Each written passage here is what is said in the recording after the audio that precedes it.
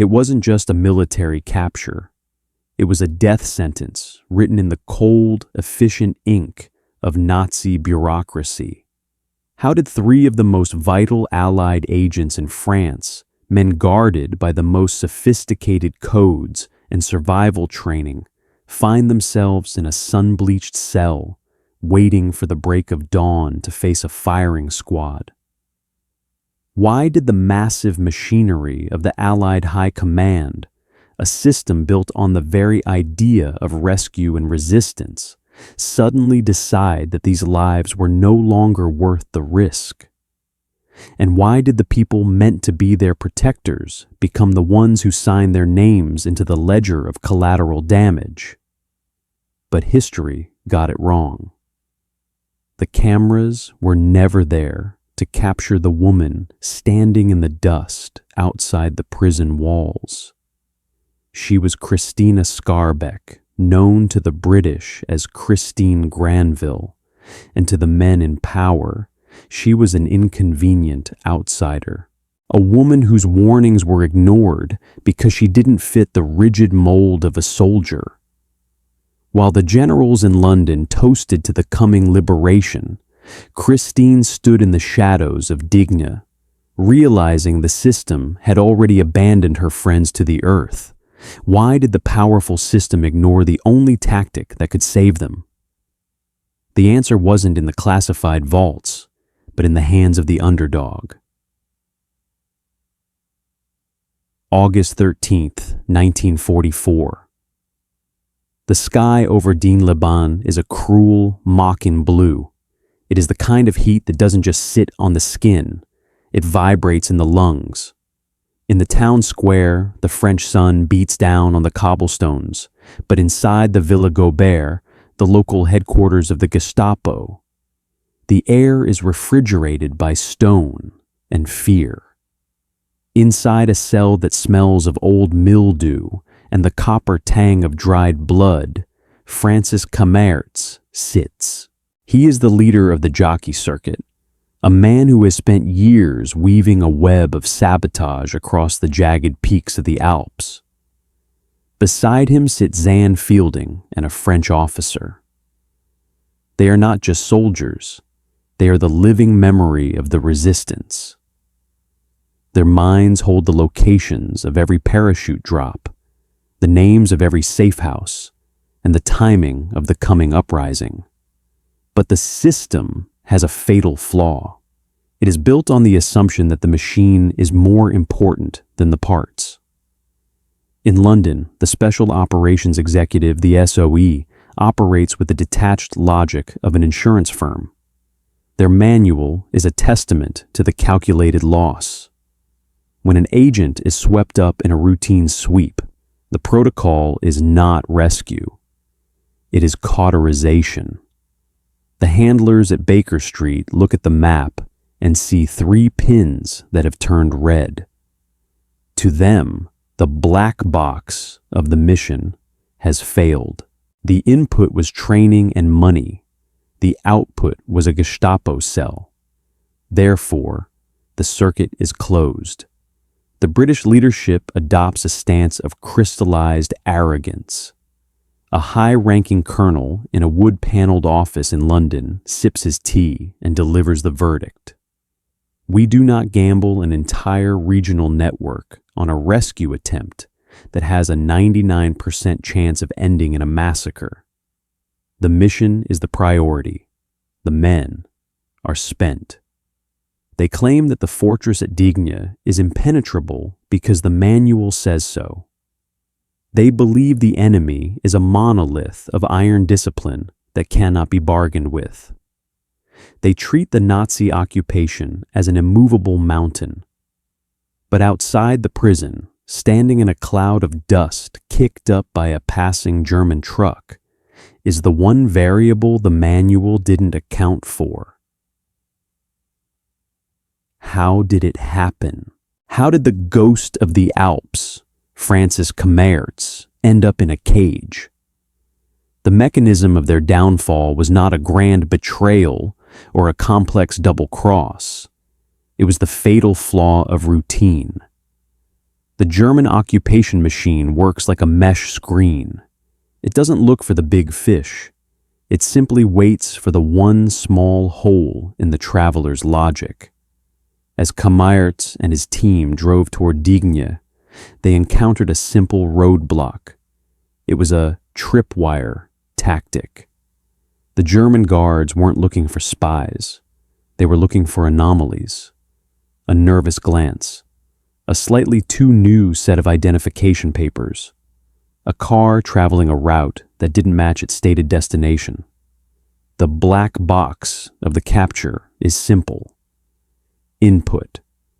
The agents drive into a zone of heightened paranoia. The mechanic, a bored conscript, notices the driver's hands are shaking a biological betrayal. He orders them out. He finds the stacks of French francs hidden in the door panels. Output. The system of the Third Reich snaps shut like a rusted bear trap.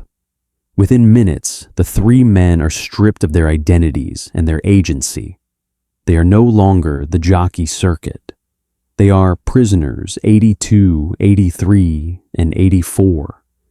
The machine has betrayed them because they forgot that even the most elite operative is still a creature of flesh and nerves. While the Gestapo officers celebrate their catch with schnapps and cigarettes, and while the British commanders in London prepare the paperwork to declare these men missing, presumed dead, a quiet confidence begins to stir in the shadows. Krystyna Granville is not a general. She is not a strategist sitting in a bunker. She is a woman who has survived the invasion of her own country, Poland, by learning to read the human heart better than any code book. She knows what the experts don't. The Gestapo isn't a machine. It is a collection of men, and men are fragile. She has already begun her work while the others are still grieving. She doesn't ask for permission from the local resistance leaders. She knows they will say what the British said. It's suicide. We don't have the guns. We don't have the men. She stands in the dark, watching the guards rotate. She notices the way the young ones look at the horizon, terrified of the Allied paratroopers they believe are hidden in every shadow. She hears the way the officers talk about the coming end of the war, a mixture of bravado and the frantic desire to survive the peace. She sees the Goliath of the Third Reich, and she doesn't see armor.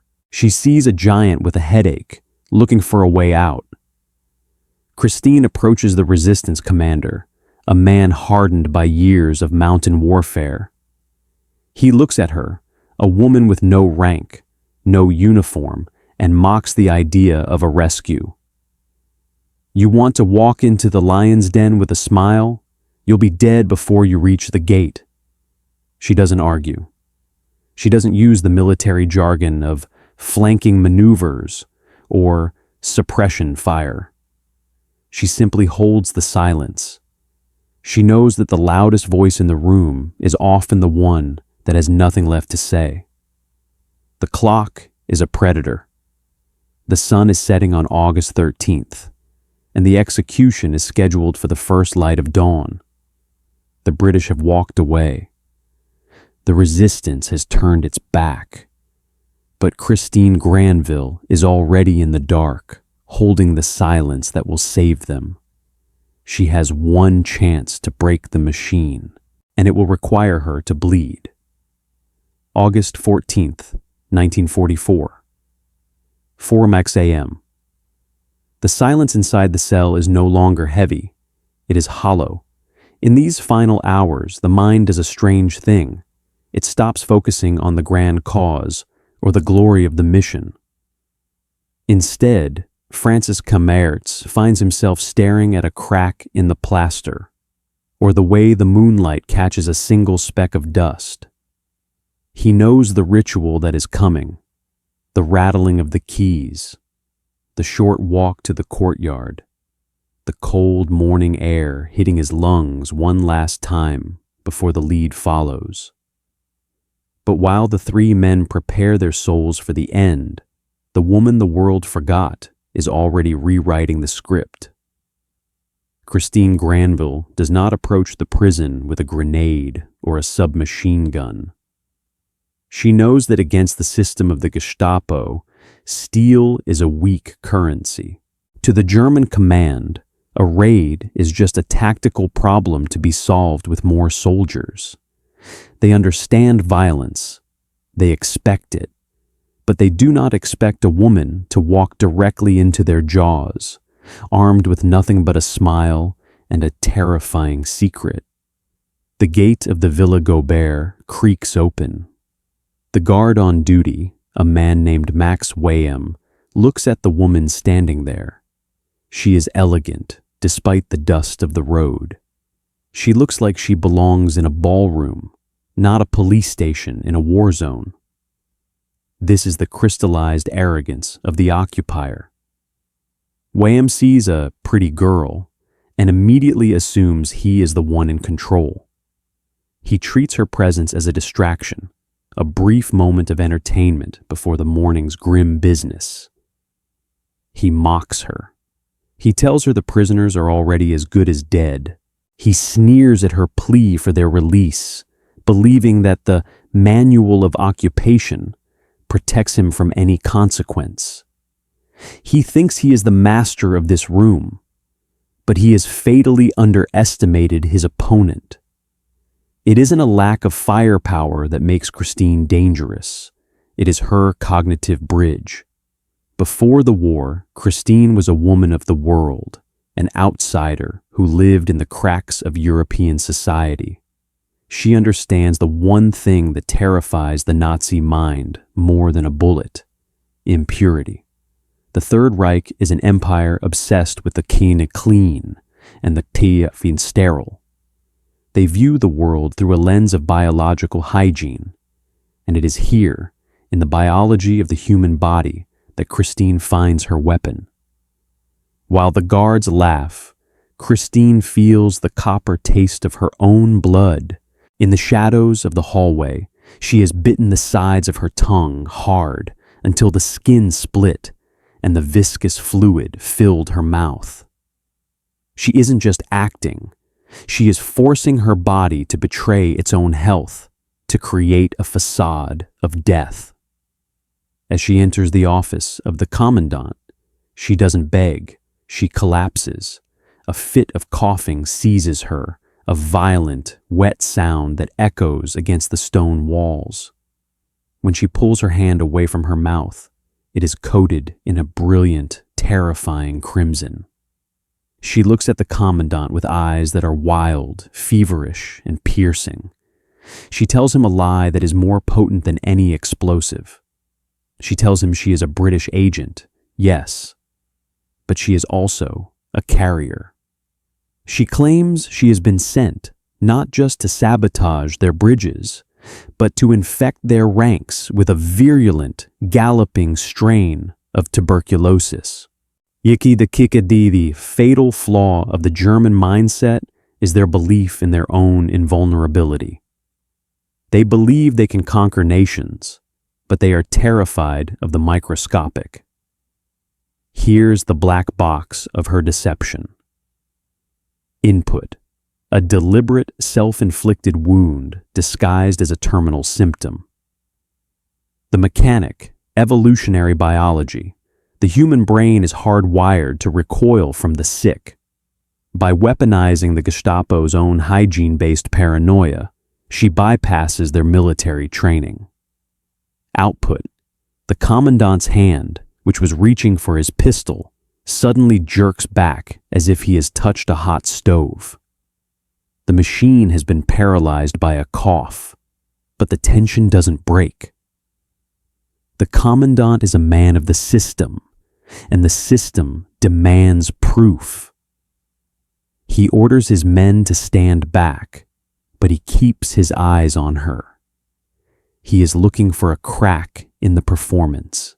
He believes his sterile environment and his rank will protect him from the ghosts of the resistance. He treats her illness as a nuisance to be managed, but he is ignoring the hammer. Behind her feverish eyes, Krystyna is counting the seconds. She knows that the Allied forces are closing in on the town. She knows that the German retreat is becoming a rout. The commandant scoffs at her warnings, believing his garrison can hold Digne until the winter. He treats the distant rumble of artillery as a minor atmospheric disturbance. But he has fatally underestimated the reality on the ground. It isn't a thunderstorm on the horizon. It is the sound of 1,000 men who have no intention of taking prisoners. While he worries about a drop of blood on his desk, the world he built is already on fire. In the cell, Francis Comrades hears the coughing. He doesn't recognize it as a signal. He only hears a woman in pain. He feels a surge of pity, a final human connection before his execution. He doesn't know that just a few feet away, Krystyna is locked in a psychological duel. She leans over the commandant's desk, her voice a rasping whisper. She tells him that the Allies are already in the hills. She tells him that if he executes the British agents now, he will be the first man hanged when the town falls. But if he lets them go, if he helps her, she can ensure his safety. She can give him the clean exit he so desperately craves. The commandant looks at the blood on the floor. He looks at the woman who seems to be dying in front of him. For the first time, the system fails him. The manual has no entry for this. It doesn't tell him how to negotiate with a plague. The officer's arrogance is replaced by a cold, crawling dread. He realizes that he is no longer the jailer. He is a man trapped in a room with a biological bomb.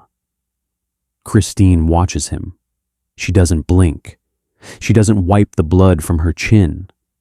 She waits for the moment the machine breaks. The sun is beginning to touch the tops of the mountains. The time for the firing squad has arrived. The guards are standing in the courtyard, their rifles cold in their hands, waiting for the order. But inside the office, there is only the sound of a man's frantic breathing and the quiet, steady drip of blood hitting the floor. The commandant's fountain pen hovers over the paper, a small silver nib that carries the weight of 3 lives. In this moment, time doesn't just slow down, it curdles. You can hear the scratching of a cicada against the window screen. You can hear the heavy, wet rattle in Krystyna's chest, a sound she has willed into existence through the sheer force of her own agony. The officer looks at the blood on his desk. He looks at the death manifesting in the woman before him. To a man who serves a regime built on the myth of the Übermensch, this isn't just a sick woman. She is a crack in the mirror. She is the terrifying reality of human fragility. He signs. The sound of the key in the heavy iron lock of the basement cell is the loudest thing Francis Comrades has ever heard. He stands as the door groans open, expecting the rough hands of the execution squad. He expects the blindfold. Instead, he sees the light. He walks out into the blinding glare of the August sun, his eyes stinging. He sees the German guards, the men who were laughing an hour ago now, standing in a hollow circle, their faces pale, their rifles held like useless sticks. And there, standing by the gate, is Krystyna. She isn't cheering. She isn't crying. She is leaning against the stone wall, her face a mask of exhaustion, wiping a thin trail of crimson from her lip. She looks at the men she has brought back from the edge of the abyss, and for a second, there is a flicker of the girl she used to be, the Polish countess who lived for the thrill of the mountain air. But as they drive away from the Via Gobert, leaving the paralyzed Gestapo in their wake, the silence returns. It is the silence of a debt that can never be repaid. Kammertz looks at her and realizes that while they were preparing to die for a cause, she was willing to mutilate her own body to save the individuals. The system had abandoned them, but the woman had refused to let go. If you believe that stories like Krystyna Granville's deserve to be remembered, please like and subscribe to help us keep these voices alive. June 1952. London. The war has been over for 7 years. The rubble has been cleared from the streets, and the system has reinvented itself once again. The men Krystyna saved have moved on. Francis Kammertz is a decorated hero, a man of standing and influence. The halls of power are open to the architects of victory. But the woman who bled in a Gestapo office to buy their freedom is nowhere to be found in the victory parades. Krystyna Skarbek, the woman the British called their favorite spy, walks down the cramped hallway of the Shelbourne Hotel in Earl's Court. It is a cheap, drafty place that smells of boiled cabbage and damp carpets. She is no longer an operative. She is a stewardess for the Union Castle line, serving tea to passengers who don't even know her name. Her medals, the George Medal, the OBE, the Croix de Guerre, are not on display. They are tucked away in a battered suitcase under her bed, alongside a few fading photographs of the mountains she can never return to. Poland is gone, swallowed by a new empire, and the British government she served has found her to be inconvenient. The bitter aftertaste of her victory is the realization that the system only loves its underdogs when they are useful. In the shadows of war, she was a goddess of the resistance. In the light of peace, she is a displaced person with a difficult accent and a history that makes the bureaucrats uncomfortable. She is a ghost in the machine of a society that wants to forget the darkness she navigated. Her end does not come on a battlefield or in a Gestapo cell. It comes in that lonely hallway at the hands of a man, a stalker named Dennis Muldowney, whose obsession she couldn't escape because the world had stripped her of her agency. She survived the most efficient killing machine in human history, only to be taken down by the petty, localized violence of a man who couldn't handle her rejection. The paradox of the hero is that they are often destroyed by the very peace they fought to create. As we look at the world today, we must ask ourselves, do we still discard the souls who save us? We build monuments to the system, to the armies, the governments, the institutions, but we often leave the individuals, the invisible agents of change, to wither in the margins. We celebrate the victory, but we ignore the cost paid by those who were never meant to be part of the plan. Krystyna Granville's story is a mirror. It reflects our own habit of valuing the machine over the human spirit. It reminds us that the greatest acts of courage don't always happen on the front lines. They happen in the quiet, bloody moments when a single person decides that the manual is wrong. She saved the lives of men who shaped the post-war world, but the world didn't have room for her. It is a debt that remains unpaid, a silence that we must finally break. We have synthesized this narrative from reputable historical archives and verified sources. However, the fog of war often extends to the history books. If you spot any inaccuracies or have additional details to share, please correct us in the comments. We strive for the absolute truth, and your knowledge helps us get there. Thank you for keeping history alive.